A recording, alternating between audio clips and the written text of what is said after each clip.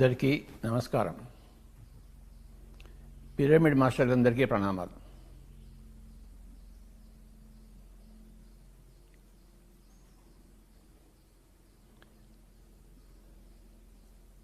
ఈరోజు మళ్ళీ మనం కొన్ని విషయాలు తెలుసుకుందాం. తెలిసినవే మళ్ళీ మళ్ళీ తెలుసుకుంటూ ఉంటాం. ఆ తెలిసినవే తెలుసుకుంటున్న కొద్దీ కొన్ని తెలియనివి కూడా మనకు తెలుస్తూ ఉంటాయి. చదివిందే మళ్ళీ చదువుతూ ఉంటాం. అప్పుడు అంతకుముందు అర్థం కానిదే మళ్ళీ అర్థం అవుతుంటుంది. విన్నదే మళ్ళీ మళ్ళీ వింటూ ఉంటాం. అప్పుడు మళ్ళీ మనకి కొన్ని కొత్త విషయాలు స్ఫురిస్తూ ఉంటాయి. ప్రతిరోజు అంటే ప్రతిసారి 2 రోజులకు ఒకసారి మనం చక్కగా కొన్ని విషయాలు తెలుసుకుంటున్నాం.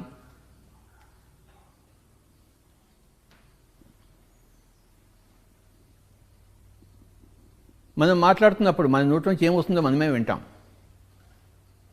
ఓహో బాగా మాట్లాడానే అనిపిస్తుంది, లేకపోతే బాగా మాట్లాడలేదే అనిపిస్తుంది. మనం మాట్లాడడం మూలాన మనకి గురించి మనకి బాగా తెలుస్తుంది. వినడం మూలాన అందరి గురించి మనకి బాగా తెలుస్తుంది. మనం మాట్లాడకపోతే మన గురించి మనకి బాగా తెలియదు. వినకపోతే అందరి గురించి మనకి బాగా తెలియదు. పుస్తకాలు చదవకపోతే మనకి మహాత్ముల సందేశాలు మనకి తెలియవు.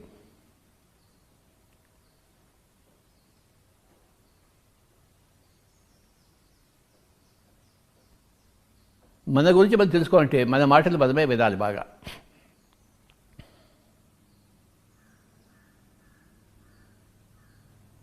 మనం మాట్లాడుతున్న కొద్దీ మన మాటలు ఇంకా తీయగా, ఇంకా శాస్త్రబద్ధంగా, ఇంకా సమయం సందర్భోచితంగా ఉంటాయి.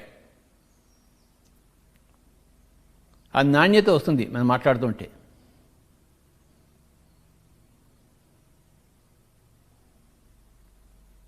మన మాటలు మనకే ఇంకొంచెం ఇంపుగా సొంపుగా ఉంటుంటాయి. బాగా వింటూ ఉంటే మనకి అందరూ అర్థమవుతుంటారు.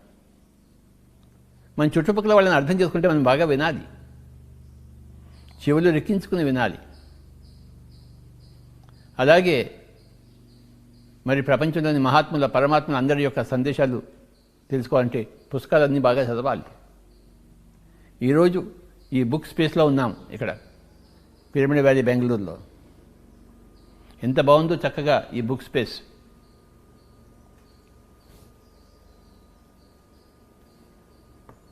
అన్ని పుస్తకాలు చదవాలి. మహాత్ములు ఎన్నో విషయాలు చెప్తారు, కూలంకషంగా చెప్తారు, రాస్తారు పుస్తకాల్లో. చెప్పడమే కాదు, రాస్తారు. రాయడం అనేది ఒక గొప్ప సైన్స్, ఆర్ట్. అందులో నిష్ణాతులైన వాళ్ళు పుస్తకాలు రాస్తారు. ఆ పుస్తకాలు చదివినప్పుడు మనకి ఎనలేని లాభాలు వస్తాయి. నేను ఆ విధంగా లాభాలు పొందిన వాడిని పుస్తకాలన్నీ చదివి.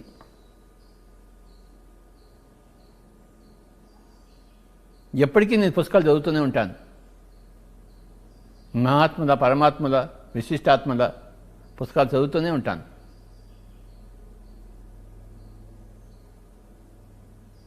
తద్వారా నా బుద్ధి వికసిస్తూనే ఉంటుంది.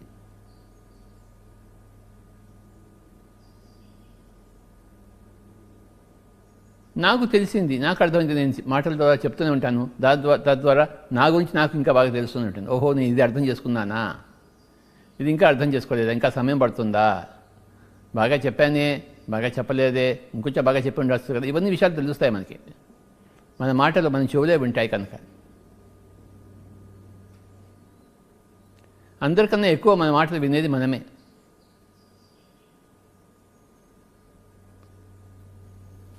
మన గురించి మనకి చెప్పేది మన మాటలే.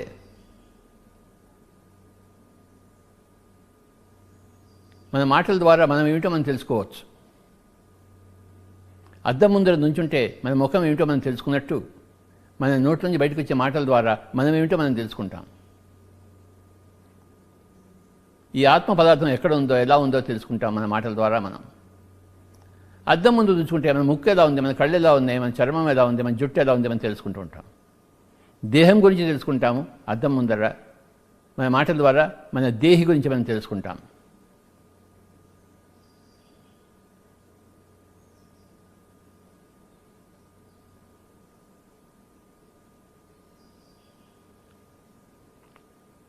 అద్దం ముందు నుంచోకుండా మన దేహం గురించి మనకు తెలియదు కదా. మన మాటలను మనం వినకుండా మన గురించి మనకు తెలియదు కదా.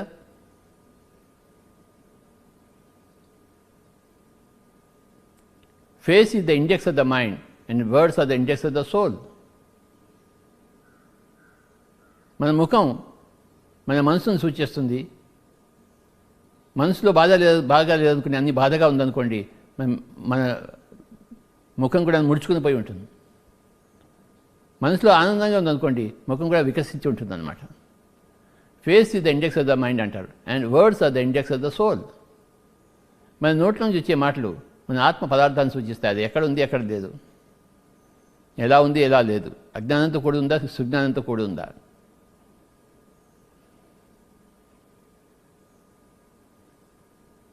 మనసు సంతోషంగానూ అథవా దుఃఖంతోనూ కూడి ఉంటుంది. అలాగే ఆత్మ అజ్ఞానంతోనూ అథవా సుజ్ఞానంతోనూ కూడి ఉంటుంది.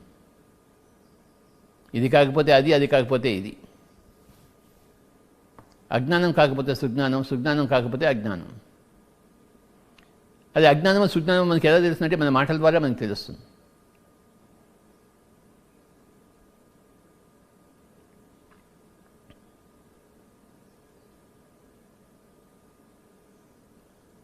మరి పుస్తకాలు చదవడం ద్వారా ప్రపంచంలోని మహాత్ముల పరమాత్ముల యొక్క సంగతి మనకి తెలుస్తుంది.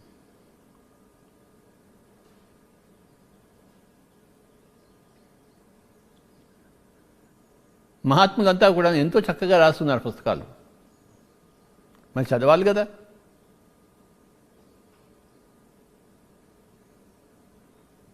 ఆ పుస్తకాలు చదివితేనే మన బుద్ధి వికసిస్తుంది. మొగ్గ పువ్వు అయినట్టు బుద్ధి వికసిస్తుంది. లేకపోతే మొగ్గగానే ఉంటుంది, పువ్వుగా కాదు. మన బుర్ర, మన బుద్ధి, మన మెదడు, మన మస్తిష్కం స్వాధ్యాయం కన్నా ముందు మొగ్గగా ఉంటుంది. స్వాధ్యాయం తర్వాత అది పుష్పంగా తయారవుతుంది. మొగ్గ పుష్పంగా తయారవుతుంది, వికసిస్తుంది అన్నమాట. రేకులన్నీ విచ్చుకుంటాయి. మొగ్గగా ఉన్నప్పుడు రేకులన్నీ ముడుచుకుని ఉంటాయి. ఆ పువ్వులోని అందం కనబడుతుంది మనకి. ఎప్పుడైతే విచ్చుకుని ఉంటాయో పువ్వులోని అందం అంతా కనబడుతుంది మనకి. ఎంతో అందం దాగి ఉంది పువ్వులో, అది బయటకు వస్తుంది ఆ మొగ్గ పువ్వు అయినప్పుడు. అలాగే ఆత్మ యొక్క అందం వికసిస్తుంది ఎప్పుడైతే బుద్ధి వికసిస్తుందో స్వాధ్యాయం ద్వారా. అనేక పుస్తకాలు చదవాలి my dear friends. Pyramid spiritual society moment అనేది ఈ పుస్తకాలు చదవడం అనేదానికి ఎంతో ప్రాముఖ్యత ఇస్తుంది. స్వాధ్యాయ యోగం అనేదానికి ఎంతో ప్రాముఖ్యత ఇస్తుంది. అలాగే అందరి మాటలు వినడం కోసం ఎంతో ప్రాముఖ్యత ఇస్తుంది. అందరి మాటలు వినడాన్ని ఏమంటారు? సజ్జన సాంగత్యం అంటాం. అందరూ వింటూనే ఉండాలి. పొద్దున్నే లేచి నేను విన్నాను కలకత్తా మాస్టర్స్.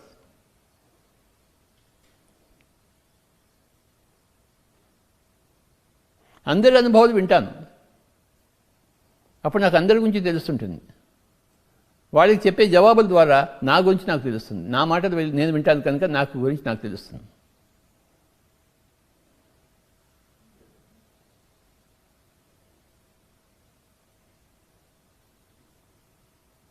స్వాధ్యాయం ఎంత చేస్తామో అంత మన బుద్ధి వికసిస్తూ ఉంటుంది. బుద్ధి వికసించాలి. మొగ్గ పువ్వు అవ్వాలి. మొగ్గలానే ఉండకూడదు కదా. పువ్వు తన అందాలన్నీ సృష్టిలో విస్తరింపజేయాలి. తన సువాసనల్ని గుబాళింపజేయాలి. అంటే మొగ్గ వికసించాలి, పువ్వు కావాలి. స్వాధ్యాయ యోగం ద్వారా మన బుద్ధి అనే మొగ్గ ఒక వికసిత పుష్పంలో తయారవుతుంది. ఈ పుస్తకాలు చదవకపోతే అది ముకులించుకునే ఉంటుంది, ఎప్పుడు ముడుచుకునే ఉంటుంది బుద్ధి. బుద్ధి వికసించాలి, విప్పారాలి. ఆ పువ్వు యొక్క రేకులన్నీ విచ్చుకోవాలి.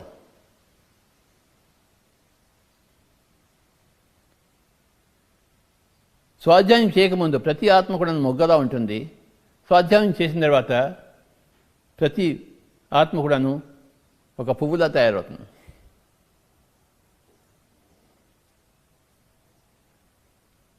ప్రకృతి సహజంగా మొగ్గ పువ్వు అవుతుంది, కానీ ఆత్మకి ఆ స్వాధ్యాయ యోగం చేయాలి.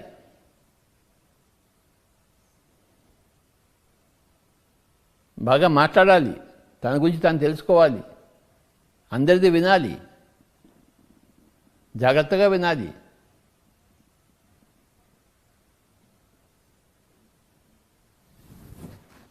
దాంతోపాటు మనం ఎంతో ధ్యానం చేసుకోవాలి. అది మొట్టమొదటిగా ధ్యానమే మనం చేసుకునేది.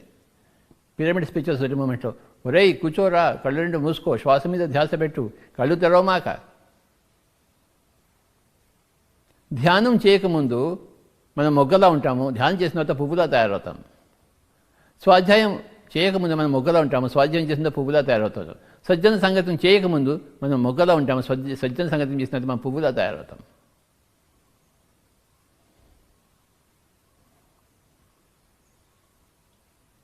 ఈ మూడు చేస్తే కానీ ఈ ఆత్మ అనే మొగ్గ, ఆత్మ అనే పువ్వుగా, పరమాత్మ అనే పువ్వుగా తయారు కాదు, మహాత్మ అనే పువ్వుగా తయారు కాదు.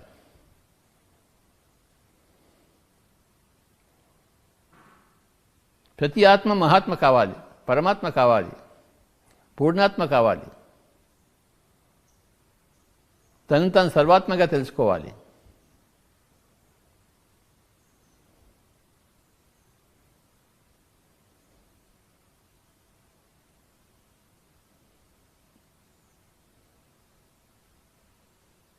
ధ్యానం చేయకముందు, స్వాధ్యాయం చేయకముందు, సజ్జన సంగతం చేయకముందు ఆత్మ మొగ్గలా ఉంటుంది.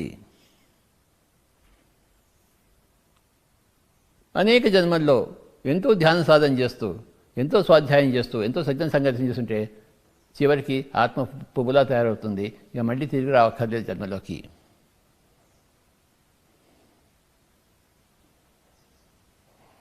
ఆత్మనే మొగ్గ ఈ సాధనలను చేయకుండా శరీరం వదిలిపెట్టిపోతే మళ్ళీ పుట్టాల్సిందే.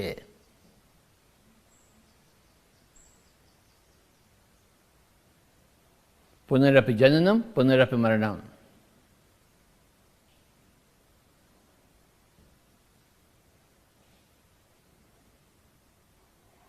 ప్రజలలో రెండు రకాల ప్రజలు ఉన్నారు, మొగ్గ లాంటి వాళ్ళు, పువ్వు లాంటి వాళ్ళు.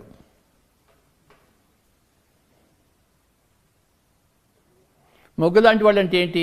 ఇంకా ధ్యానం చేయని వాళ్ళు, ఇంకా స్వాధ్యాయం చేయని వాళ్ళు, ఇంకా సజ్జన సంగతిలో రాని వాళ్ళు మొగ్గలా ఉన్నారు. వాళ్ళు కూడా ధ్యానం చేస్తే, వాళ్ళు కూడా స్వాధ్యాయం చేస్తే, వాళ్ళు కూడా సజ్జన సంగతి చేస్తే భవిష్యత్తులో తప్పకుండా పువ్వులుగా తయారవుతారు.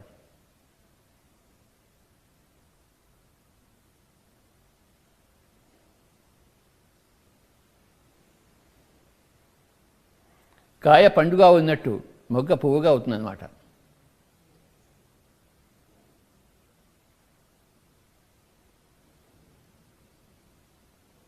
కాయ పండు అయినప్పుడు తీయగా ఉంటుంది, మొగ్గ పుష్పం అయినప్పుడు అందంగా ఉంటుంది. ఒక పుష్పము, ఒక ఫలము ప్రపంచానికి అర్పితమవుతుంది. ఒక పూర్ణాత్మ ప్రపంచానికి అర్పితమవుతుంది. ఒక మహాత్మ, ఒక సర్వాత్మ, ఒక పరమాత్మ ప్రపంచానికి అంకితం అవుతుంది. అంటే పువ్వులా తయారైనది ఒక పండులా తయారైనది.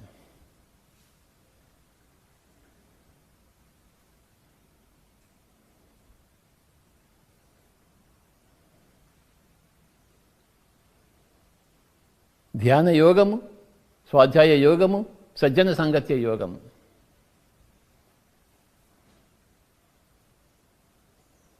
తర్వాత మాటలు చెప్పడం అని అది బోధనా యోగం.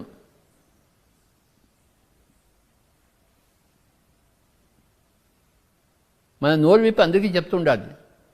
మనం ఎంత బోధిస్తే అంత బోధనా యోగంలో ఉన్నట్టు, అంతగా మన గురించి మనం తెలుసుకుంటాం. సాధనా యోగము, బోధనా యోగము.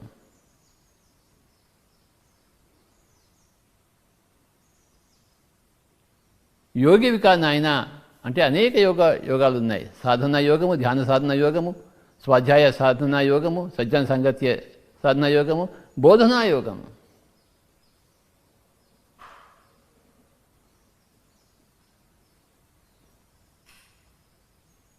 మొట్టమొదటిలోనే మన పిరమిడ్ మాస్టర్కి చెప్తుంటాం, నాయన నీకు తెలిసింది వెంటనే చెప్పని చెప్పేసి. నువ్వు సాధన చేస్తున్నావు, దాంతోపాటు నువ్వు బోధన కూడా చెయ్యి. సాధన యోగంలోతో పాటు బోధనా యోగంలో కూడా ఉండు నాయన. అప్పుడు నీ గురించి నీకు ఇంకా బాగా తెలుస్తూ ఉంటుంది. నాకు ఇంకా ఏమీ తెలియదు సమయం ముందే నేను వచ్చాను కదా అండి అంటారన్నమాట.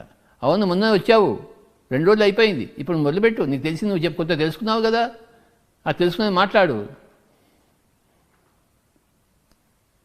నీ మాటల వల్ల నీ గురించి నీకు ఎక్కువ తెలుస్తుంది. గమ్మున కూర్చోమాక, ఓపెన్ యువర్ మౌత్, నోరు తెరువు. నువ్వు 2 రోజులు అయింది నువ్వు ధ్యానంలోకి వచ్చి, అంటే మిగతా వాళ్ళు ధ్యానంలోకి రాలేదు. నువ్వు వాళ్ళకన్నా గొప్పవాడివే కదా, 2 రోజులు గొప్పవాడివి. ఈ 2 రోజులు కాస్త తెలుసుకున్నావు, ఒక లేశ మాత్రమే తెలుసుకున్నావు, అది అందరికీ చెప్పు.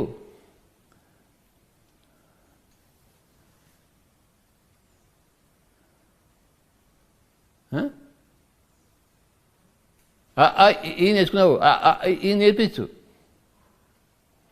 సరిగమ పద్ధతి నేర్చుకున్నావు, సరళి స్వరాలు నేర్చుకున్నావు, సరళి స్వరాలు నేర్పించు.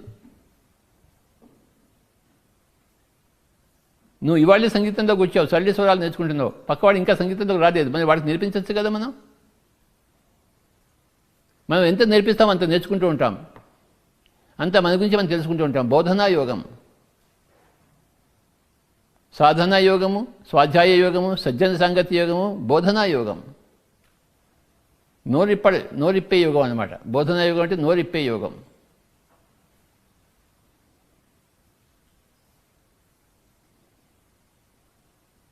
నోరు ఉంది కదా, మరి నోరు ఇప్పాలి కదా. నువ్వు సాధన చేసావు కదా, ఎంత సాధన చేసావో అంత నోరు ఇప్పు. బోధనా యోగం, బోధించు, మొదలుపెట్టు.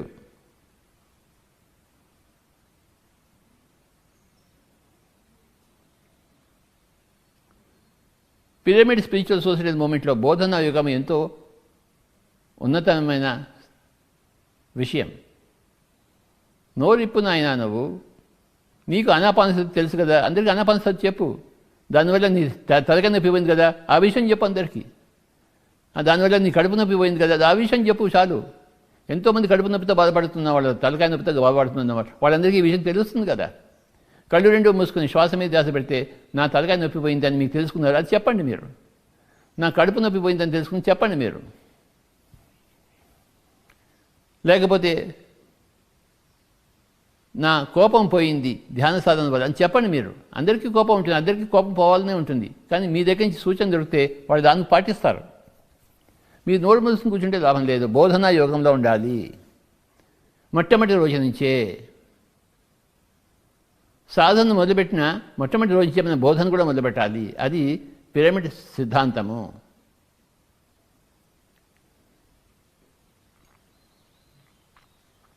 నీకు ఎంత తెలిస్తే అంత చెప్తూ ఉండు.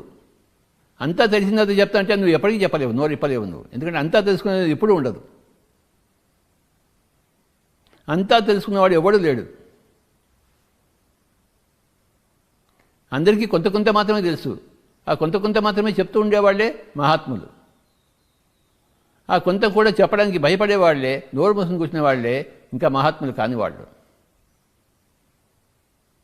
మహాత్ములుగా ఎలా అవుతాము? మనకు తెలిసింది మనం నోరిప్పి చెప్తాము, నిర్భయంగా చెప్తాము, నిస్సంకోచంగా చెప్తాము, ద్వంద్వంగా చెప్తాము. ఇది అని చెప్తాము. నేను చేశాను, ఇది నాకు వచ్చింది, నా కడుపు నొప్పి పోయింది, నా తలకాయ నొప్పి పోయింది, నా కోపం తగ్గింది, నాకు పుస్తకాల ద్వారా అర్థమవుతుంది, భగవద్గీత అర్థమవుతుంది, అంతకుముందు అర్థం కాలేదు, ధ్యానం చేసి కూర్చున్న తర్వాత అది చదువుతుంటే నాకు అర్థమవుతుంది అని నీకు తెలిసింది నువ్వు చెప్పు. అది పక్కవాడికి ఎంతైనా ఉపయోగపడుతుంది. నాకు తెలిసింది నేను చెప్పడం మొదలుపెట్టాను 40 సంవత్సరాల కిందట. ఆ చెప్తూ ప్రతిరోజు చెప్తూ నాకు ఎంత సహాయం చేసిందో నాకు చెప్పడం, నా బోధనా యోగం అనేది నాకు ఎంత సహాయం చేసిందో లెక్కలేదు కదా.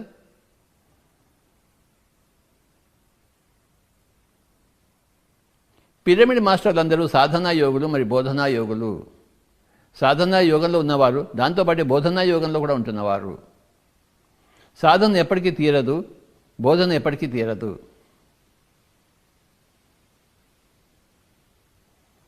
నేను ఈ బోధన కోసం అర్పితమై ఉన్నాను కనుకనే నేను బోధన అనే గ్రామంలో పుట్టి ఉంటాను. నేను పుట్టిన ఊరి పేరు బోధన్. అది ఎలా కుదిరిందో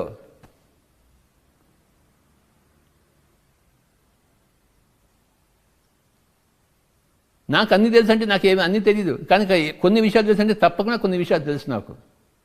నాకు తెలిసిన కొన్ని విషయాలు తప్పకుండా చెప్తాను నేను. అయ్యా, ఓషో పుస్తకాలు చదవండి, మీ జీవితం బాగుపడుతుంది. అయ్యా, పతంజలి గురించి చదవండి, అష్టాంగ యోగం గురించి చదవండి, బుద్ధుడి గురించి చదవండి, ఆయన జీవితం తెలుసుకోండి, మీరు బాగుపడతారు. నాకు తెలుసు, ఈ విషయాలు నాకు తెలుసు. నాకు తెలిసింది నేను చెప్తాను. నేను నిస్సంకోచంగా, నిర్భయంగా, హాయిగా చెప్తాను. అలా చెప్తూనే వస్తున్నాను 40 సంవత్సరాల నుంచి. నాకు తెలిసినది, నాకు తెలిసింది పక్క వాళ్ళకి కూడా తెలియాలి కదా. నేను ఓషో పుస్తకాలు చదివాను, ఎంత బాగున్నాయో అని ఆ విషయం పక్క వాళ్ళకి కూడా తెలియాలి కదా. వాళ్ళు కూడా ఓషో పుస్తకాలు చదవాలి కదా. పిచ్చి పిచ్చి పుస్తకాలని చదువుతున్నారు, ఓషో పుస్తకాలు ఎందుకు చదవరు? పిచ్చి పిచ్చి పుస్తకాలు చదివితే పిచ్చోళ్ళు అవుతారు, ఓషో పుస్తకాలు చదివితే ఓషో అవుతారు.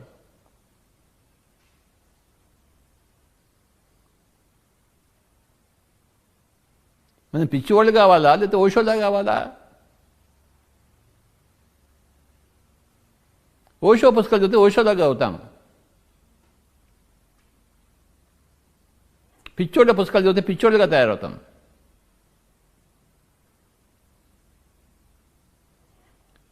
బుద్ధుడి పుస్తకాలు చదివితే మనం బుద్ధుడిగా తయారవుతాం.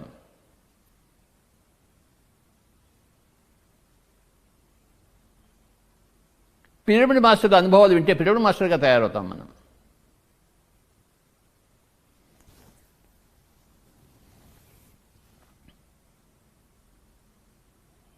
పిరమిడ్ మాస్టర్ల అనుభవాలన్నీ ఉన్నాయి మన మ్యాగజైన్స్లో, మన ఛానల్స్లో, మన వెబ్సైట్స్లో విశేషంగా ఉన్నాయి. అవన్నీ చదవాలి. అప్పుడు మనం కూడా ఒక పిరమిడ్ మాస్టర్ అవుతాం. ఓహో, ఇవాళ పొద్దున్నే ఒక అనుభవం విన్నాను నేను.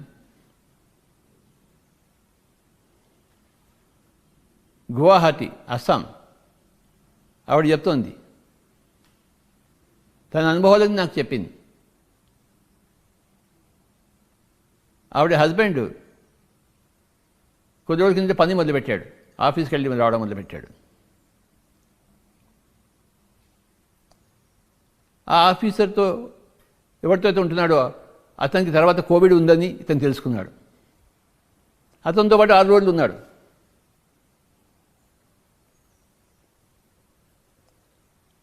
ఈవిడికి ఒక రోజు మెడిటేషన్లో కూర్చుంటే, నా మొగుడికి ఏదో అయిపోతుంది, కోవిడ్ ఉన్న వాళ్ళతో కలిసి ఉన్నాడని మెడిటేషన్లో తెలిసింది వాడికి. అయినా మెడిటేషన్లో అనుకుంది, నా మొగుడికి ఏమీ కాదు, నా మొగుడికి అడ్డుగా నా ధ్యానం ఉంది, నా మొగుడికి ఏది రాదు అని ఆ ధ్యానంలోనే మళ్ళీ అనిపించింది ఆవిడకి. ఇదంతా నీ వాళ్ళ పొద్దున్నే విన్నాను.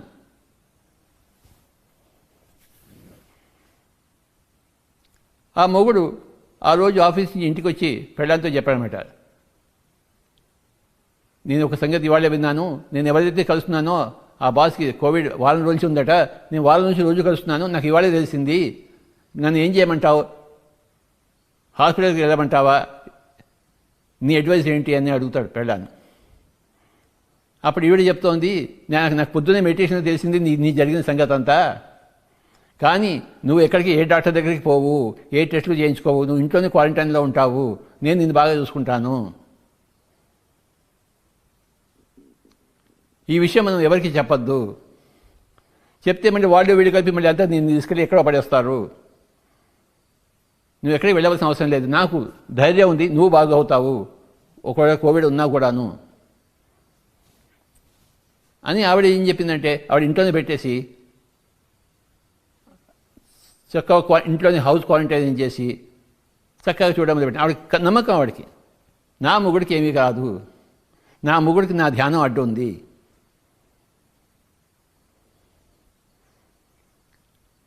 ఇంతలో ఏమైందంటే ఆ కోవిడ్ వాళ్ళందరూ కూడా వచ్చి వీళ్ళ బాస్ని కనుక్కొని, నువ్వు ఎవరెవరితో ఉన్నావు గత 10 రోజుల్లో, వాళ్ళందరి మీద ఎంక్వైరీ పెట్టారు వాళ్ళు. అంటే వాళ్ళందరినీ క్వారంటైన్లో ఉంచడం కోసం వాళ్ళందరినీ ఎంక్వైరీ చేసుకుని ఈ అబ్బాయిని మటుకు ఎంక్వైరీ చేయలేదు వాళ్ళు. ఇతను కూడా 6 రోజులు అతనితో కలిసి ఉన్నాడు, కానీ ఈ అబ్బాయి మీద ఎంక్వైరీ రాలేదు. ఒకవేళ ఎంక్వైరీ వచ్చుంటే ఈ అబ్బాయిని వాళ్ళు తీసుకెళ్లేవాడు, బయటికి క్వారంటైన్కి తీసుకెళ్ళి ఉండేవాడు.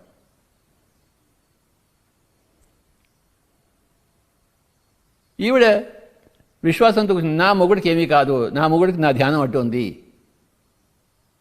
ఆవిడ ఇంట్లోనే కూర్చొని చేస్తుంది. ఇంట్లో వాళ్ళంతా అబ్జెక్ట్ చేస్తున్నారు, ఏం చేద్దాం, మన బయట తీసుకెళ్దామని చెప్పేసి. కానీ ఈవిడ చెప్పింది, ఎవరు బయటకు వెళ్ళారు, అందరు ఇంట్లోనే ఉంటారు, మన దాన్ని మనమే బాగు చేసుకుంటాం, మనం ధ్యానం చేద్దాము. మొగుడికి చెప్పింది, నువ్వు కూడా ధ్యానం చేయి, ఇన్ని రోజులు నువ్వు ధ్యానం చేయలేదు, నువ్వు ధ్యానం చేయి అంటే వాడు మొగుడు దేవుడు ధ్యానం చేయడం మొదలుపెట్టాడు. ఇప్పుడు హాయిగా ఉన్నారు, ఏమీ లేదు.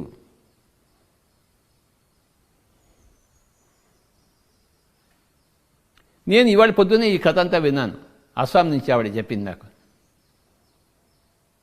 ఇంకెన్నో విషయాలు చెప్పింది. ఇలాంటి కథలు నేను రోజూ వింటున్నాను, అనేక చోట్ల నుంచి వింటూనే ఉన్నాను. పిరమిడ్ మాస్టర్ యొక్క గొప్పతనం వింటూనే ఉన్నాను.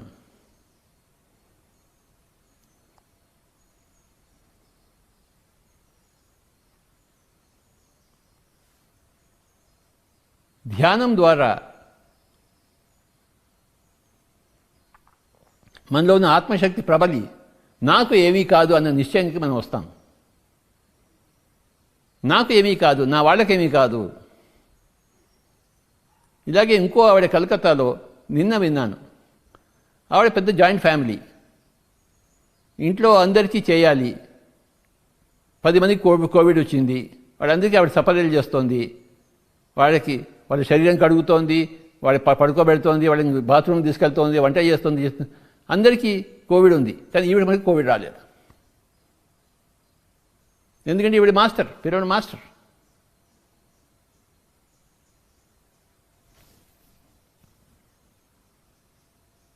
ఆవిడ అందరికీ సపర్యలు చేసింది, అందరూ బాగున్నారు. ఇప్పుడు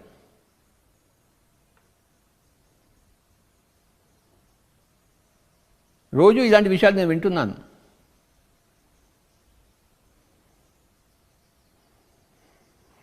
ధ్యానం ద్వారా మనకి అపరిమితమైన ఆత్మశక్తి వస్తుంది. స్వాధ్యాయం ద్వారా ఆత్మజ్ఞానం తెలుస్తుంది. సజ్జన సంగత్యం ద్వారా అందరూ ఏం చేస్తున్నారో మనకు తెలుస్తుంది. నేను రోజు పొద్దున్న వింటున్నా కనుక వాళ్ళు ఏం చేస్తున్నారో నాకు తెలిసింది, అందుకే మీకు చెప్పగలుగుతుంది. నేను ఎలా చెప్తాను? అస్సాంలో జరిగేది, కలకట్టాలో జరిగేది నేను ఎలా చెప్తాను? నేను విన్నాను పొద్దున్నే. అందరూ ఏం చేస్తున్నారో తెలుస్తుంది మనకి సజ్జన సంగత్యం వలన. మహాత్ములు ఏం చెప్పారో తెలుస్తుంది స్వాధ్యాయం వలన. మన దగ్గర ఎంత ఆత్మవిశ్వాసం ఉందో ఎంత లేదో మనకి తెలుస్తుంది మన ధ్యానం వల్ల.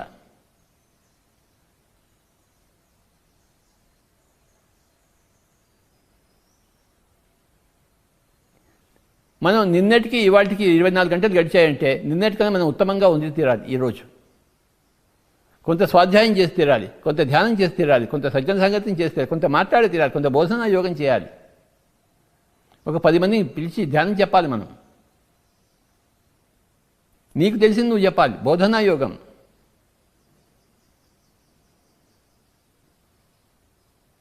నువ్వు బోధించి తీరాల్సిందే. నీకే తెలిస్తే అది.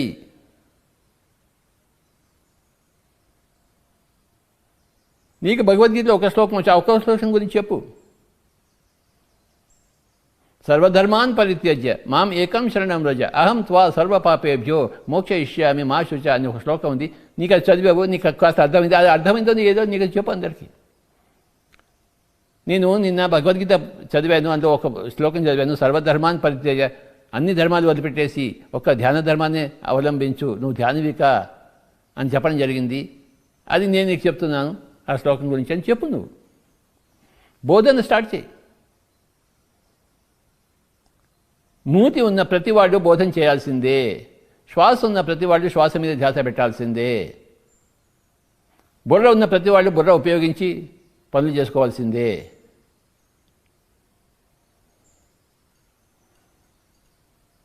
నోరు లేకపోతే మాట్లాడలేము, కానీ నోరు ఉంది కదా.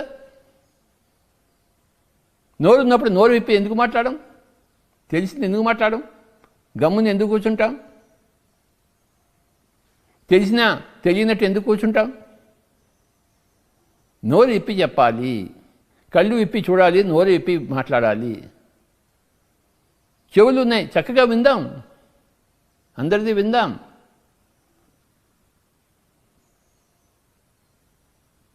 ఒక నోరు ఉంది, 2 చెవులు ఉన్నాయి. ఎంత మాట్లాడతామో అంతకి డబుల్గా మనం వినాలి అందరిది.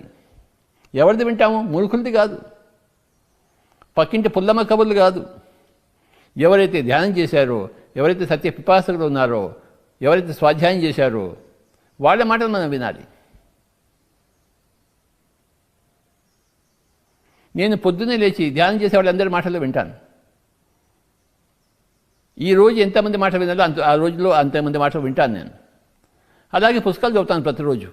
నా చేతికి కొత్త కొత్త పుస్తకాలు వస్తూనే ఉంటాయి, ఆ పుస్తకాలు చదువుతూనే ఉంటాను. తర్వాత నా బోధన నేను చేస్తూనే ఉంటాను. నా బోధన ద్వారా నా సంగతి నాకే తెలుస్తుంటుంది. ఇంకా ఏవి పనులు లేవనుకోండి, హాయిగా కళ్ళు మూసుకుంటాను, శ్వాస మీద ధ్యాస పెట్టుకుంటాను. నేను ఒక్క క్షణం మాత్రం కూడా వేస్ట్ చేయను, వృధా చేయను నా జీవితంలో. సాధనా యోగము, స్వాధ్యాయ యోగము, సజ్జన సంగతి యోగము, బోధనా యోగము, ఏదో ఒకటి తప్పకుండా చేస్తూనే ఉంటాను. యోగంలోనే ఉంటాను నేను. ఏదో ఒక యోగంలో ఎప్పుడు ఉంటూ ఉండవయా, నువ్వు యోగివి కాదు నాయన అని చెప్పాడన్నమాట భగవద్గీతలో.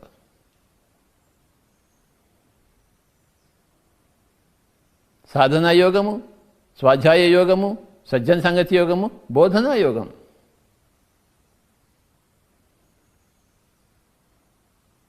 ఎప్పుడు యోగ స్థితిలోనే ఉండాలి.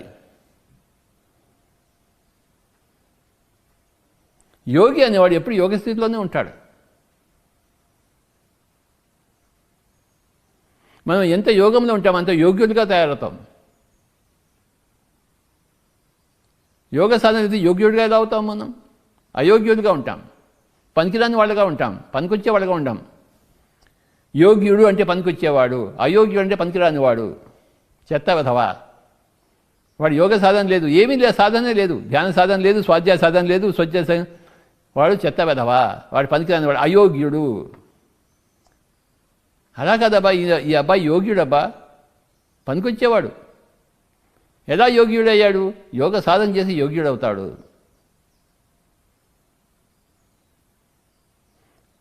యోగ సాధన లేక అయోగ్యుడిగా ఉన్నవాడు యోగ సాధన ద్వారా యోగ్యుడవుతాడు. పనికిరానివాడు పనికొచ్చేవాడుగా తయారవుతాడు.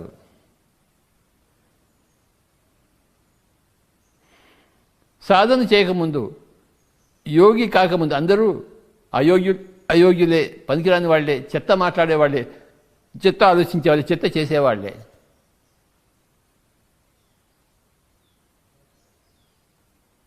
చెత్తను రోడ్డు మీద పడేసేవాడే అయోగ్యులు, చెత్తను ఊడ్చేవాడే యోగ్యులు, చెత్తను తీసేసేవాడే యోగ్యులు. ఇంట్లోని చెత్త బయట చెత్త అంతా తీసేస్తుంటారు యోగ్యులు. ఇంట్లోనూ చెత్త పోస్తారు, బయట కూడా చెత్త పోస్తారు అయోగ్యులు. ప్రపంచం అంతా చెత్త చేశారు అయోగ్యులందరూ కలిసి. యోగులందరూ కలిసి ప్రపంచంలోనంతా చెత్త తీసేస్తున్నారు. పిరమిడ్ మాస్టర్లు అందరూ యోగ్యులు. అమితమైన యోగ సాధన చేసి, ధ్యాన సాధన, స్వాధ్యాయ సాధన, సజ్జన సంగతి సాధన, బోధనా సాధన, అన్ని సాధన చేసి ఎంతో యోగ్యులైన వాళ్ళే పిరమిడ్ మాస్టర్లు. పనికొచ్చేవాళ్ళు, ప్రపంచానికి లాభం చేసేవాళ్ళు, లోక కళ్యాణకారకులు, లోక కంటకకారకులు కాదు.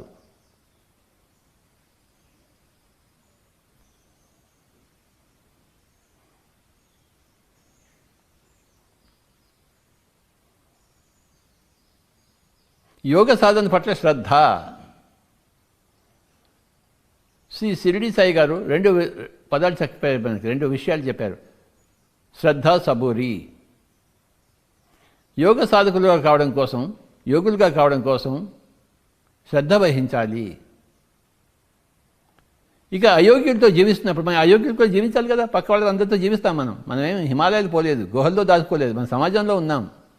అంటే అయోగ్యుల మధ్యలో యోగ్యులుగా ఉన్నాం, ఎడారిలో ఒయాసిస్లా ఉన్నాము. అయోగ్యులతో ఉన్నప్పుడు ఎలా జీవించాలి అంటే సహనంతో జీవించాలి, సబూరి. యోగ్యులతో జీవించినప్పుడు శ్రద్ధగా వాళ్ళ దగ్గర నేర్చుకోవాలి. ఇతర యోగ్యుల దగ్గర శ్రద్ధ వహించాలి, అయోగ్యుల దగ్గర సబూరి, సహనం వహించాలి అని చెప్పాడు శ్రీ షిరిడి సాయి. మనం సమాజంలో ఉన్నవారం. సమాజంలో 2 రకాల మనుషులు ఉన్నారు, యోగ్యులు, అయోగ్యులు. 99% అయోగ్యులు ఉన్నారు, 1% యోగ్యులు ఉన్నారు. ఒక యోగ్యుడు మనకి దొరికినప్పుడు ఆ శ్రద్ధగా వహించి నేర్చుకోవాలి. ఇంకా అక్కడ అయోగ్యులతో ఉన్నప్పుడు మనం సహనం పాటించాలి, నిమ్మకి నీరెత్తినట్టు ఉండాలి, వాళ్ళతో సంబంధం ఉండి లేదుగా ఉండాలి. కానీ యోగ్యులుగా వచ్చినప్పుడు శ్రద్ధతో వాళ్ళ దగ్గర చేరి నేర్చుకోవాలి, సజ్జన సంగత్యం చేయాలి. యోగ్యుల దగ్గర సజ్జన సంగత్యము, అయోగ్యుల దగ్గర ఉపేక్ష, అంటకుండా, చూసి చూడకుండా.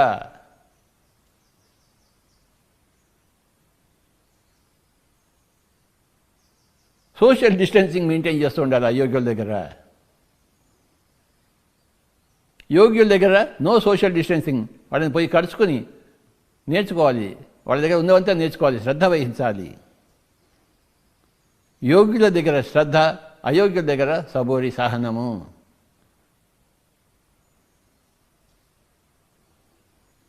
అయోగ్యులు నానా కూతలు కూస్తుంటారు మన పట్ల. నువ్వు హాస్పిటల్కి పో, మందులు తీసుకో, ఇంజక్షన్ తీసుకో, మాంసం తిను, గుడ్డు తిను, నీకు బాగా బలం వస్తుంది, ఏమిటోటో కూస్తుంటారు. నువ్వు ధ్యానం చేస్తుంటే నేను హేళన చేస్తుంటారు, నేను అవమానపరుస్తుంటారు, నిన్ను వెక్కిరిస్తుంటారు. ఎందుకంటే వాళ్ళంతా అయోగ్యులు. వాళ్ళ వల్ల నీకు ఒక లాభం జరుగుతోంది, నీవు సహనంగా ఉన్నావా లేదా నీకు తెలుస్తుంది. వాళ్ళకి థ్యాంక్స్ చెప్పుకుంటూ నీ సహనంలో నువ్వు ఉండాలి, నీ సబూరిలో నువ్వు ఉండాలి. ఎంతో సహనం వహించాలి ప్రతి యోగ్యుడు ఈ అయోగ్యుల మధ్య. ఒకానొక యోగ్యుడికి ఇంకొక యోగ్యుడు దొరికితే ఎంతో శ్రద్ధతో సంతోషిస్తాడు, శ్రద్ధతో నేర్చుకోవడానికి ప్రయత్నిస్తాడు. అక్కడ ఉన్న జ్ఞానం ఇక్కడ రావాలని తెలుసుకుంటాడు. అయోగ్యుల మధ్యలో ఉన్నప్పుడు ఒకానొక యోగ్యుడు సహనం పాటించాలి, ఎంతో సహనం పాటిస్తాడు, నేర్చుకుంటాడు, సహనం నేర్చుకుంటాడు.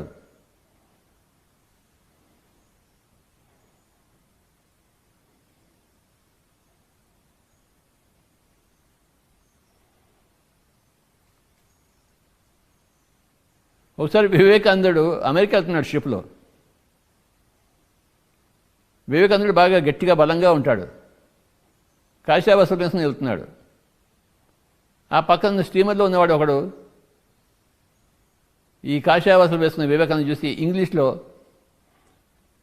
ఎంత దరిద్ర పేదవాళ్ళు ఇండియన్స్, ఎందుకు పనికిరాని వాళ్ళు అని తిడుతున్నాడు వాడు.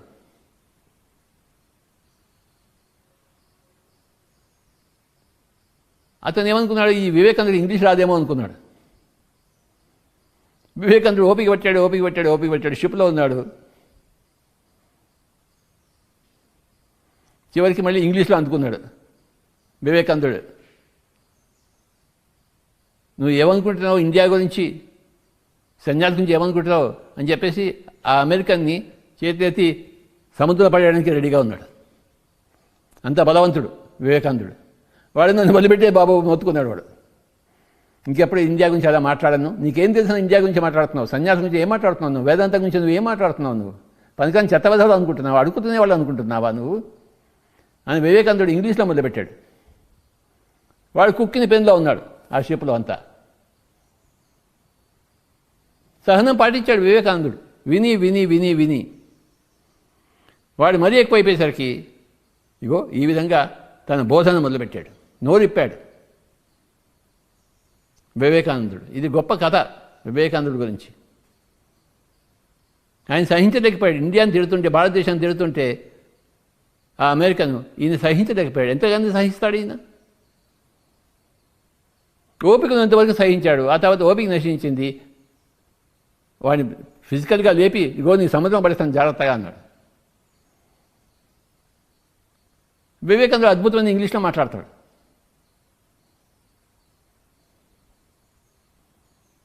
మై డియర్ ఫ్రెండ్స్, ఎప్పుడు నోరు ఇప్పాలో అప్పుడు నోరు ఇప్పి తీరాలి మనము. ఎప్పుడు నోరు ఇప్పకూడదు, సహనం పాటించి అప్పుడు సహనం పాటించే తీరాలి. ఎప్పటికీ మనం తెలుసుకుంటుంటాం, మన సహనంలో ఉన్నామా లేదా నోరు ఇప్పడంలో ఉన్నామా. ఇప్పుడు సహనం కావాలా, నోరు మూసుకోవడం కావాలా, నోరు ఇప్పడం కావాలా, మనం తెలుసుకోవాలి. దాని పేరు వివేకము అంటాం. ఎప్పుడు మాట్లాడాలో ఎప్పుడు మాట్లాడకూడదు. గంట సేపు నోరు ఇప్పకుండా కూర్చున్నాడు వివేకానందుడు. గంట తర్వాత నోరిప్పాడు. అలాగే బుద్ధుడు కూడాను ఒకసారి తన శిష్యులతో రోడ్డు మీద వెళ్తున్నాడు, తన భిక్షాపాత్ర పట్టుకుని.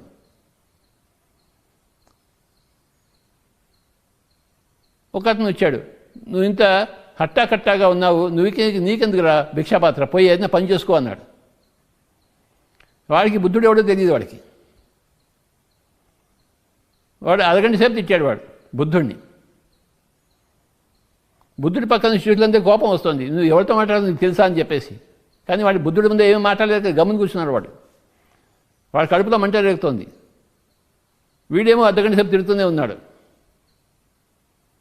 తిట్టకుండా తిడుతున్నాడు బుద్ధుడిని. అర్ధగంట అయిపోయింది. ఆయన ఓపికతో కూర్చున్నాడు. ఆయన బుద్ధుడు చిరునవ్వుతో ఉన్నాడు.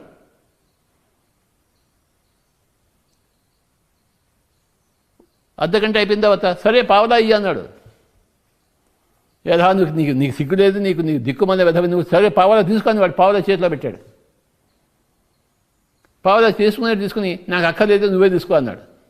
అంటే నీకు అంత కంట కావరామా అని మళ్ళీ పావలా తీసుకున్నాడు వాడు. అప్పుడు బుద్ధుడు చెప్పాడు, అర్ధగంట సేపు నువ్వు నన్ను తిట్టావు, పావలా ఇచ్చావు, నేను పావలా తీసుకోలేదు, మళ్ళీ నీకు ఇచ్చేసాను, మళ్ళీ ఆ పావలా నీ దగ్గర పోయింది, నువ్వు తిట్టింది కూడా నేను తీసుకోలేదు, నీ దగ్గరికి పోయింది పో అన్నాడు. నేను తీసుకోలేదు అన్నాడు. అర్ధగంట సేపు సహనం వహించి బుద్ధుడు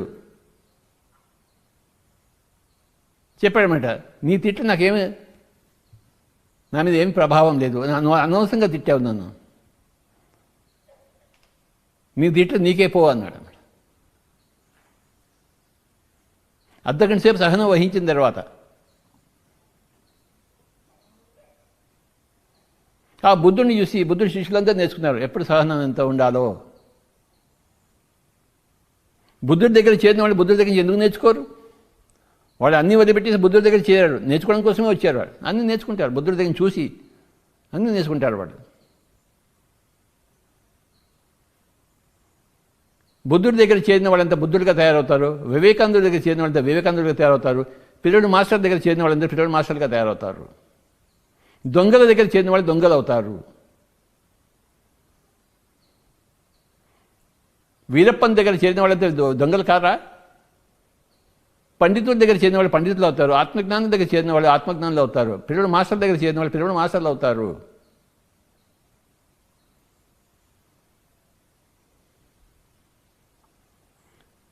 వాళ్ళు కోవిడ్కి భయపడరు, అందరికీ సేవ చేస్తారు, కోవిడ్ పేషెంట్స్కి సేవ చేస్తుంటారు, కానీ వీళ్ళకి కోవిడ్కి భయపడరు. ఇవాళ నిన్న 2 కేసులు నేనే విన్నాను, అస్సాం నుంచి కలకట్టా నుంచి. ధ్యాన వీరశూరులు, ఆత్మజ్ఞాన వీరశూరులు కోవిడ్ పేషెంట్స్కి సపర్యలు చేస్తూ కోవిడ్కి భయపడిన వారు. భయం అనేది వాళ్ళు లేనే లేదు. వాళ్ళ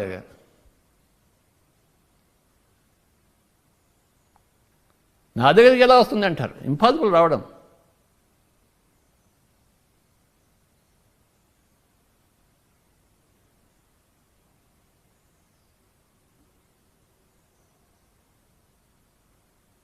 సూర్యుడు తూర్పునే ఉదయిస్తాడు, పశ్చిమాన్ని ఉదయించాడు కదా. అలాగే భయం ఉన్న వాళ్ళ దగ్గరికి కోవిడ్ వస్తుంది, భయం లేని వాళ్ళకి కోవిడ్ ఎలా వస్తుంది?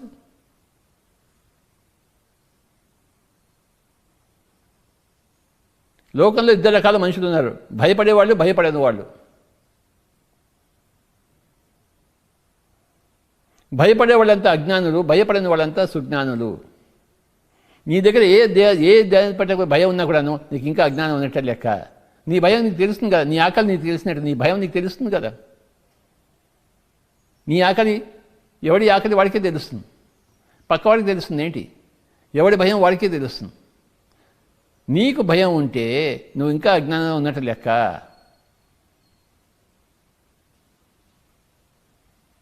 మనం ఏదైనా టెంపుల్కి పోయినప్పుడు అక్కడ దేవీ దేవత విగ్రహాలు ఉంటాయి. ఆ విగ్రహాలకు అవి ఈ విధంగా ఉంటాయన్నమాట, ఇలా ఉంటాయి.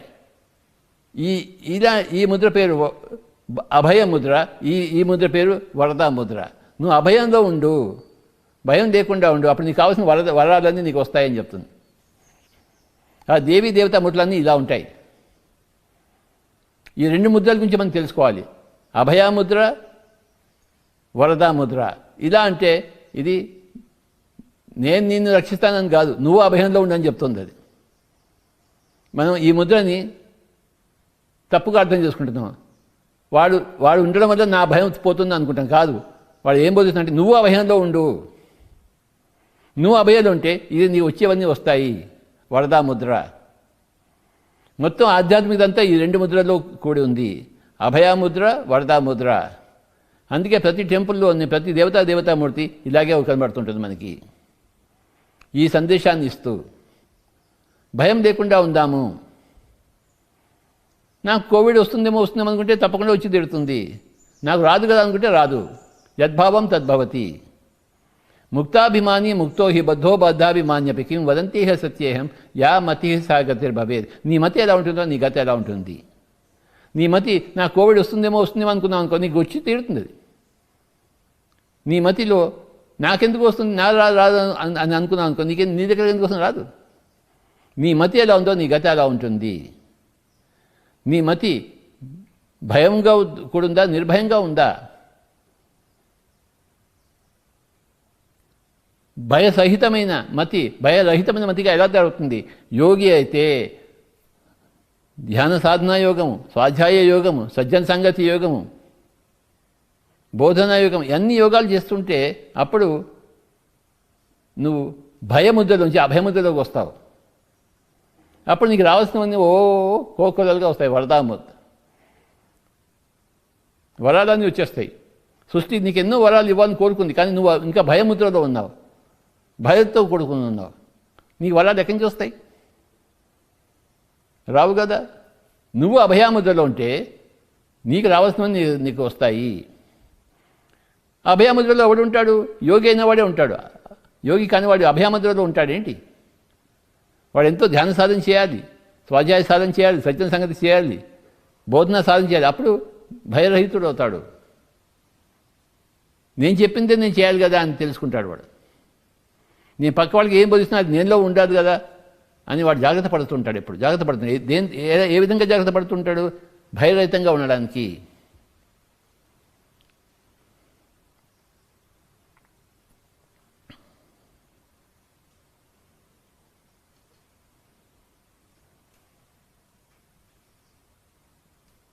హిందీ సినిమాలో ఒక డైలాగ్ ఉంది, జో డర్గాయా సో మర్గాయా అని చెప్పేసి.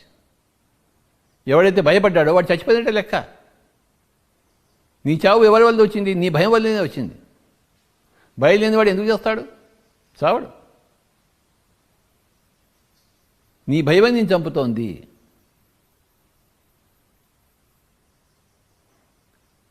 యోగి కానివాడు ఎప్పుడు భయంలోనే ఉంటాడు. యోగి అయినవాడు నిర్భయంగా ఉంటాడు.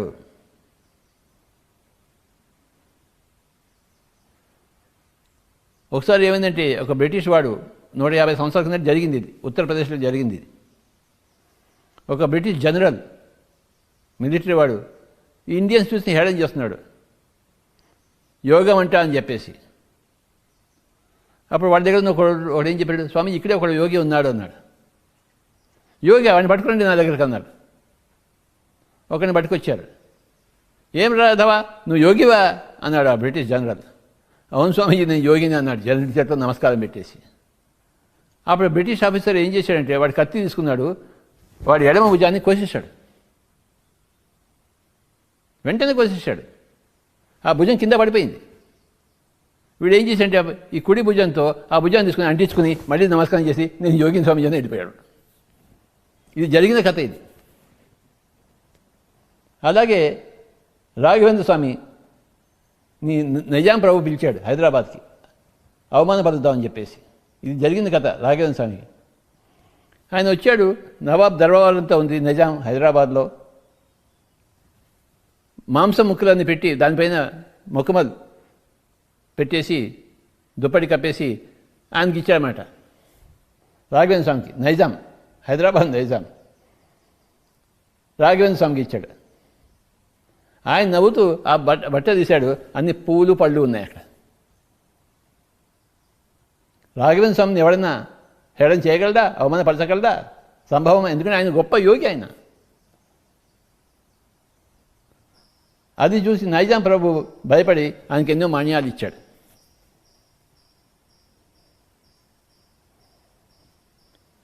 మై డియర్ ఫ్రెండ్స్, మాస్టర్ అంటే ఎవరు? పిరమిడ్ మాస్టర్ అంటే ఎవరంటే భయం లేనివాడు, నిర్భయుడు, భయరహితుడు, అభయముద్రలో ఉండేవాడు. నాకు కోవిడ్ వస్తుందేమని చెప్పి ఒక ఆలోచనగా ఉండని వాడు.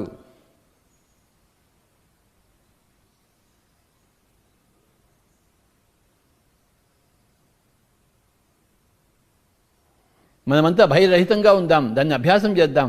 ఎలా అభ్యాసం చేస్తాము? ధ్యాన సాధన వల్ల, స్వాధ్యాయ సాధన వల్ల, సత్యం సంగత్య సాధన వల్ల, బోధనా సాధన వల్ల, అనేక రకాల సాధనలు చేపట్టి మనం యోగ్యులుగా తయారవుతాము.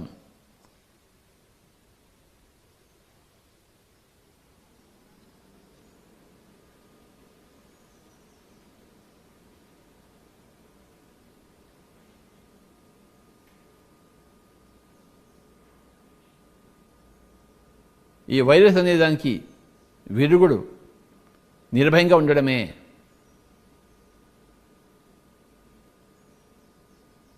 యోగి కావడమే.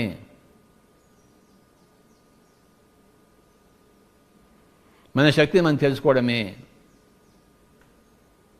మనం ఆత్మ పదార్థం తెలుసుకుంటే భయమే ఉండదు.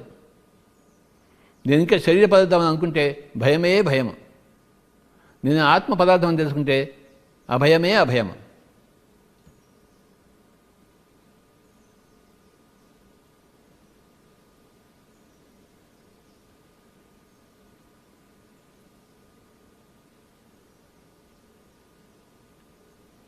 యోగులు తమ చావును తామే నిర్ణయించుకుని వెళ్తారు.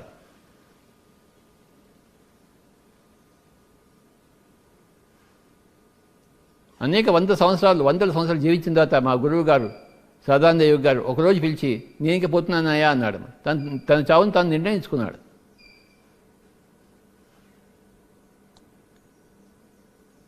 ఏ క్యాన్సర్ వల్ల, కోవిడ్ వల్ల చావలేదు. తన నిర్ణయం, నేను ఇంక వెళ్ళిపోతున్నాను, నా పని అయిపోయింది ఇక్కడ.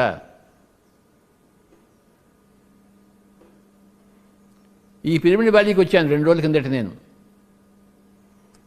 కొద్ది రోజుల కోసం వచ్చాను ఇక్కడికి. కొద్ది రోజులు అయిపోయిందని వెళ్ళిపోతాను ఇక్కడి నుంచి. ఇక్కడే ఉంటాను ఏంటి? ఎన్నో లోకాలు ఉన్నాయి నాకు. ఇప్పుడు ఒకానొక లోకానికి వచ్చాను, పిరమిడ్ వ్యాలీ అనే లోకానికి వచ్చాను. ఇంకా కొన్ని రోజుల తర్వాత నాకు వేరే పని ఉన్నప్పుడు వేరే లోకానికి వెళ్ళిపోతాను. ఇక్కడి నుంచి నిష్క్రమిస్తాను. నాకు ఇక్కడ పని ఉన్నప్పుడు నేను ఇక్కడ ఉంటాను, నా పని లేనప్పుడు ఇక్కడి నుంచి వెళ్ళిపోతాను. అలాగే మన శరీరంలో కూడాను, మన భూమండలంలో కూడాను, భూలోకంలో కూడాను మన పని ఉన్న రోజు ఉంటాము. మన పని తీరిపోయినప్పుడు మనం వేరే లోకాలకు పోవాల్సిన పని వచ్చినప్పుడు వేరే లోకాలకు పోతాము. పని మనకి ఎప్పుడు ఉంటుంది. ఏ లోకానికి పోయినా మనకి పని ఉంటుంది. ఏ లోకానికి పోయినా మనకి ఆ లోకానికి తగ్గ శరీరం ఉంటుంది, ఆ లోకానికి తగ్గ పని ఉంటుంది. భూలోకంలో ఇప్పుడు మనం కొన్ని రోజులు ఉన్నాము. భూలోకంలో మన పని అయిపోయిన తర్వాత వేరే లోకానికి పని పడ్డప్పుడు ఆ లోకానికి మనం వెళ్తాము ఆ పనులు చేయడం కోసము. పని లేకుండా ఏ ఆత్మ ఎప్పుడు ఉండదు. ఏదో ఒక లోకంలో లేకుండా, ఏదో ఒక లోకంలో పనులు లేకుండా ఏ ఆత్మ ఎప్పుడూ ఉండదు. ఆత్మశాస్త్రం తెలుసుకున్నవాడు, ఆత్మజ్ఞానం అయినవాడికి వాడి పేరే మహాత్ముడు, వాడి పేరే పరమాత్ముడు.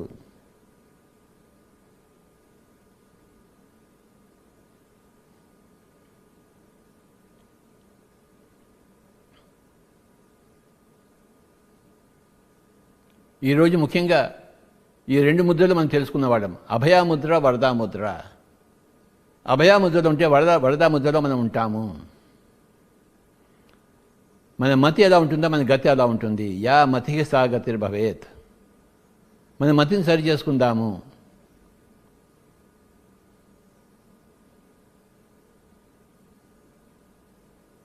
అజ్ఞానులుగా ఉన్న వాళ్ళం సుజ్ఞానులుగా తయారవుతాము. అందుకోసమే పిరమిడ్ స్పిరిచువల్ సొసైటీ మూవ్మెంట్ పుట్టింది. మనం ఒక్కడే కాదు పుట్టింది, ఎన్నో రకాల వాళ్ళు పుట్టారు. అనేక ఆధ్యాత్మిక సంస్థలు అందరినీ నిర్భయులుగా చేయడం కోసము, యోగ్యులుగా చేయడం కోసము. అందులో మన పిరమిడ్ స్పిరిచువల్ సొసైటీ మూవ్మెంట్ కూడా ఒకనొక మూమెంటు, ఒకనొక అద్భుతమైన మూమెంటు.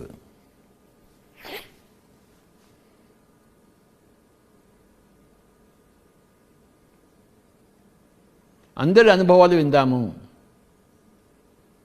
సంపూర్ణంగా విందాము, చెవులను ఉపయోగించుకుని రెక్కించుకుని విందాము. మనకు తెలిసింది అందరికీ చెప్దాము, నోరు ఇప్పి చెప్దాము.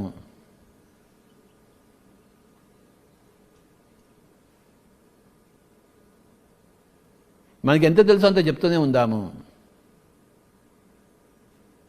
మన వల్ల పక్కవాడికి కొంత లాభం జరిగినా మనకు కూడా ఆ లాభం జరిగినట్టే కదా. మనమంతా ఒక్కటే కదా. పక్కవాడికి నష్టం జరిగితే మనకు కూడా నష్టం జరిగినట్టే కదా. మనం మాట్లాడుకున్నట్టు వాడికి నష్టం జరిగితే మనకు కూడా మన నష్టం జరిగినట్టే. మనం మాట్లాడడం వల్ల వాడికి లాభం జరిగితే మనకు కూడా లాభం జరిగినట్టే లెక్క.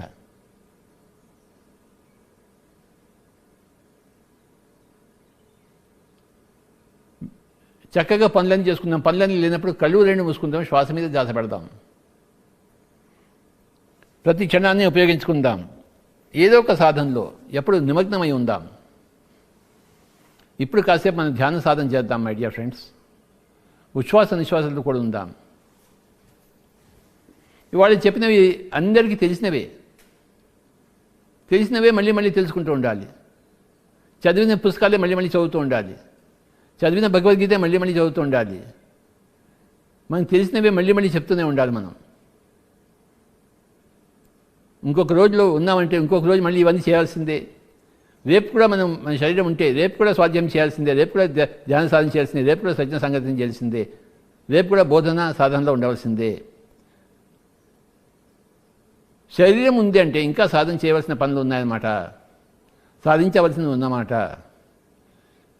శరీరం ఉంది కదా, ఇంకా సాధన చేద్దాం. ఇప్పుడు మనం కాస్త ధ్యాన సాధన చేద్దాం.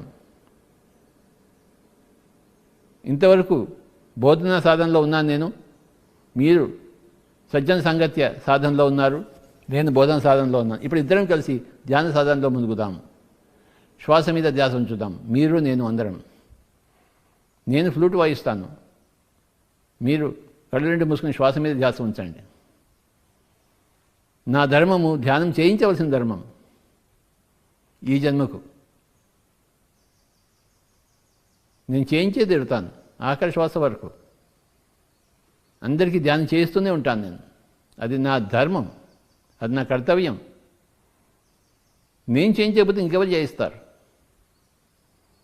అందరూ హాయిగా కూర్చుందాం, శ్వాస మీద ధ్యాస ఉంచుదాం మై డియర్ ఫ్రెండ్స్. ససేమిరా కళ్ళు తెరవరాదు. ఉచ్ఛ్వాస నిశ్వాసాలతో కూడి ఉందాం.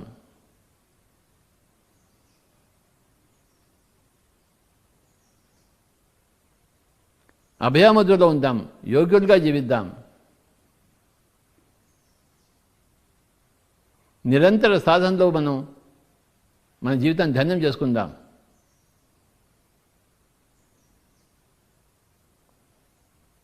మనం విమలులం అవుదాం, మదరహితులం అవుదాం, భయరహితులము మదరహితులం అవుదాం. ఎవరూ కళ్ళు తెరవరాదు. ఎవరింట్లో వాళ్ళు కూర్చుని చక్కగా ధ్యాన సాధన చేయాలి.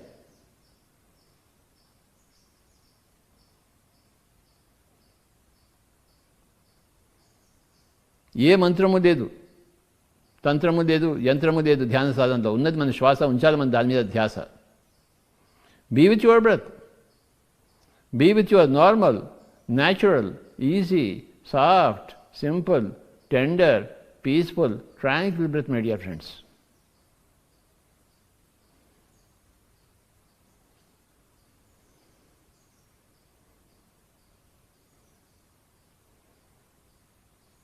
నిర్భయత్వాన్ని సాధన చేద్దాం.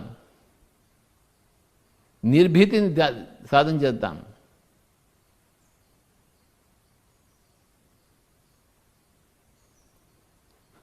మనం భయంలో ఉంటే మనకి ఆపద వచ్చినట్టే లెక్క. మనం భయంలో లేకపోతే ఆపద మన దగ్గర నుంచి వచ్చిపోతుంది, వెళ్ళిపోతుంది, దూరంగా పరిగెత్తిపోతుంది.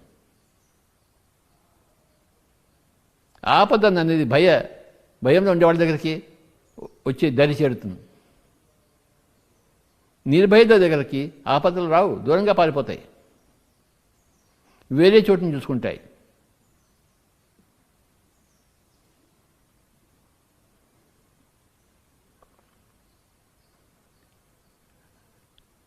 ఎవరూ కళ్ళు తెరవరాదు.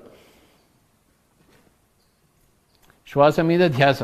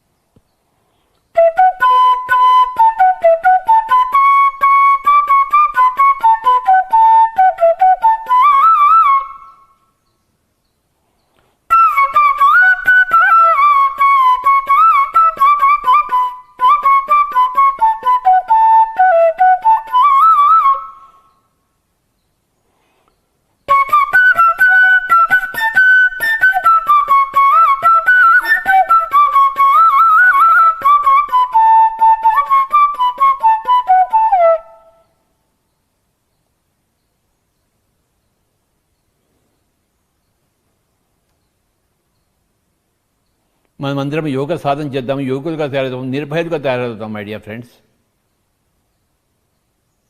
No fear watts ever.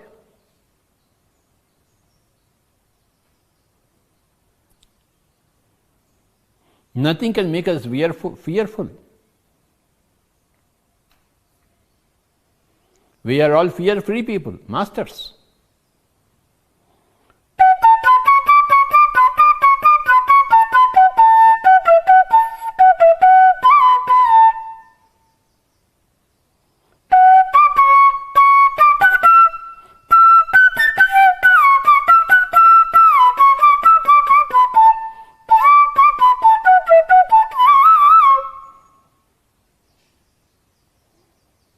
అభయాముద్ర, వరదాముద్ర, రెండు ముద్రలు గుర్తుంచుకుందాం.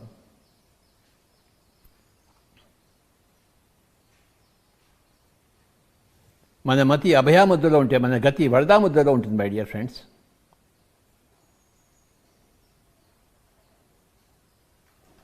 వరాలు వరదల్లా మన దగ్గరికి వస్తాయి. అది దాని పేరే వరదాముద్ర.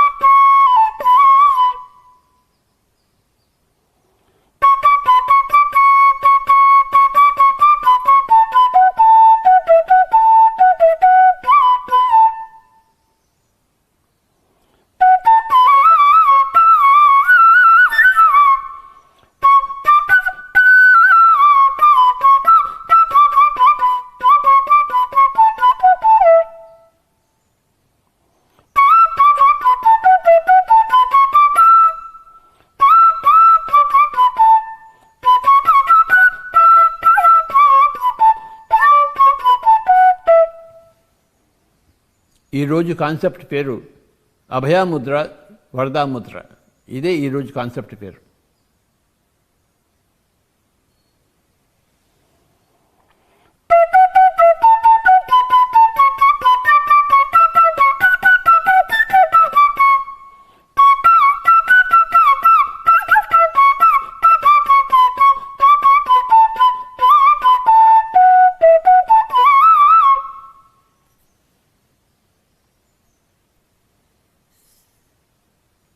ఈ రెండు ముద్రలే నిజంగా తెలుసుకోవాల్సిన ముద్రలు.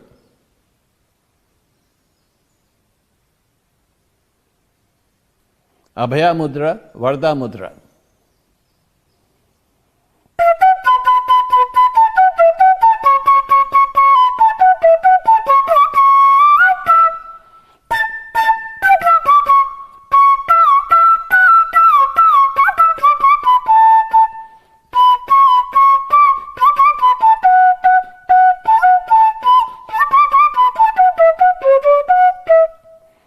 ఆఖరి ఒక నిమిషం.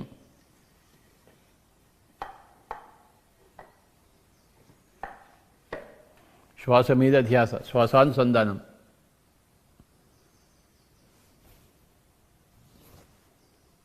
Thirty seconds. గుర్తుంచుకుందాం రెండు ముద్రలు, అభయముద్ర, వరదాముద్ర.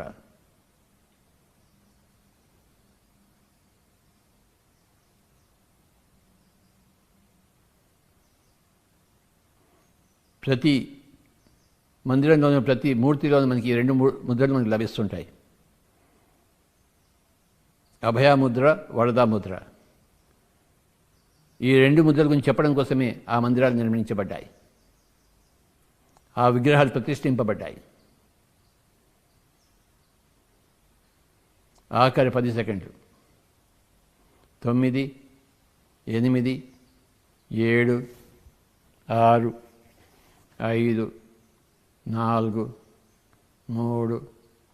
3, 2, 1, 0. మెల్లిగా రెండు చేతులు రెండు కళ్ళ మీద పెట్టుకుందాం. 5, 4, 3, 2, 1, 0. Slowly remove your hands and you may open your eyes, my dear friends. Pyramid మాస్టర్లందరికీ నమస్కారాలు, ప్రణామాలు.